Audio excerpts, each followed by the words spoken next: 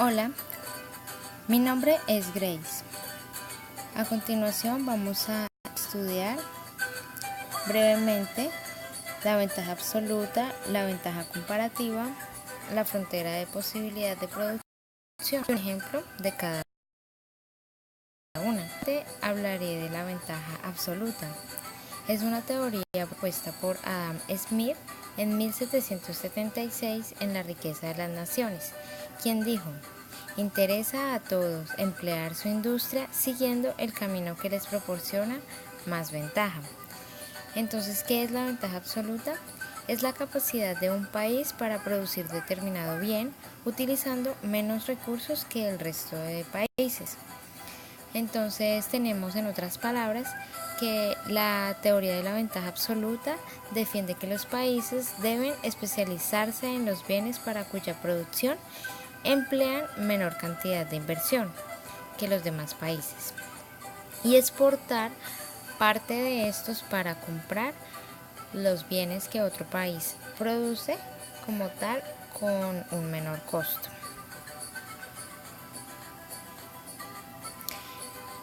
Como ejemplo tenemos dos países, Colombia y Canadá, frente a dos productos, el trigo y el café. Entonces observamos en este ejemplo que mientras Colombia produce 10 toneladas de café, Canadá produce 2. Y mientras Colombia produce 1 tonelada de trigo, Canadá produce 10. Entonces en este ejemplo observamos Colombia tiene una ventaja absoluta frente a Canadá con respecto al café y Canadá tiene una ventaja absoluta frente a Colombia con respecto al trigo. En este ejemplo y en conclusión, Colombia exportaría café e importaría trigo y Canadá exportaría trigo e importaría café con respecto a esta ventaja absoluta. A continuación, la ventaja comparativa.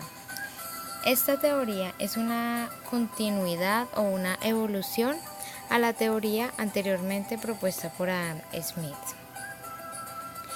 La teoría, David Ricardo propone que los países deberían especializarse en lo que sean más eficientes y luego intercambiar estos productos, pues en ese caso se beneficiarían ambos países. Entonces en la teoría se propone que mientras que los países deben especializarse en lo que es fácil producir y posteriormente negociar para obtenerlo. ¿En qué se deben especializar? Estos países deben especializarse en las facilidades tecnológicas, en una mayor habilidades en cuanto a su producción, en los recursos, deben tener más fuentes de recursos y en las acciones climáticas. En este ejemplo, que es de igual manera Colombia con Canadá y el trigo y el café, observamos que en este ya es importante hallar los costos de oportunidad. Entonces se halla que, por ejemplo, en Colombia, el café frente al trigo se divide 10 en una, se obtiene que es 10. Entonces a Colombia le cuesta producir en café, mientras produce 10 toneladas de café, le cuesta producir 10 de trigo. En Canadá, mientras a Canadá le cuesta producir 2 toneladas de café, a su vez le cuesta 0,2 toneladas de trigo. Y así sucesivamente, mientras a Colombia le cuesta producir 1 tonelada de trigo, le cuesta a su vez producir 0,1 tonelada de café. Entonces, en conclusión, observamos que los valores mínimos son la producción de el café en Canadá y del trigo en Colombia. Entonces esta sería la ventaja comparativa. en este caso hay una ventaja comparativa de Colombia con respecto al trigo y de Canadá con respecto al café. Entonces esa es la conclusión que se saca con respecto a la ventaja comparativa, que viene siendo prácticamente lo contrario a lo que hallamos en la ventaja anterior. A continuación, estudiaremos la frontera de posibilidad de producción. Se hace necesario elegir la distribución de estos de acuerdo con las necesidades, gustos y preferencias.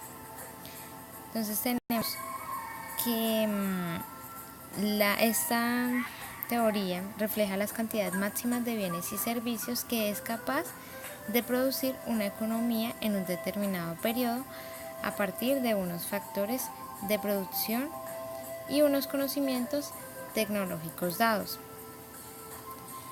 Entonces en esta gráfica observamos los grados que se tienen para poder hallar cuál es el mejor producto para producir. En este ejemplo observamos igualmente café y trigo, pero entonces ya respectivamente en Colombia. Entonces observamos que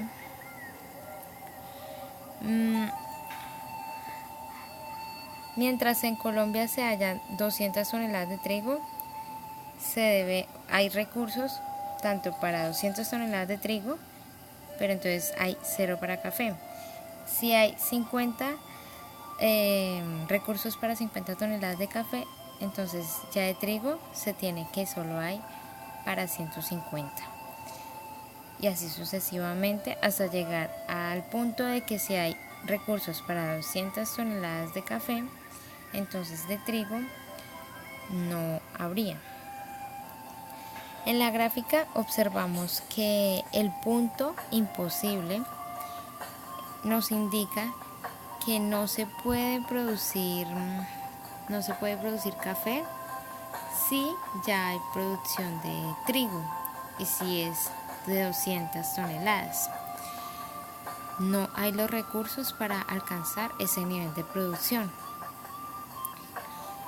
Entonces, por ende, Colombia necesitaría mínimo 500 más para producir café. 50 más, perdón. Con respecto al punto B, que es ineficiente, en este se deduce que no se está aprovechando toda la capacidad de producción en el país, ya que con los mismos recursos, si los aprovechamos en términos de máxima eficiencia, podía producir mayor cantidad del producto. En el punto C tenemos que es un punto eficiente que podría producir tanto 100 toneladas de café como 100 toneladas de trigo, utilizando el mejor proceso productivo existente en el momento.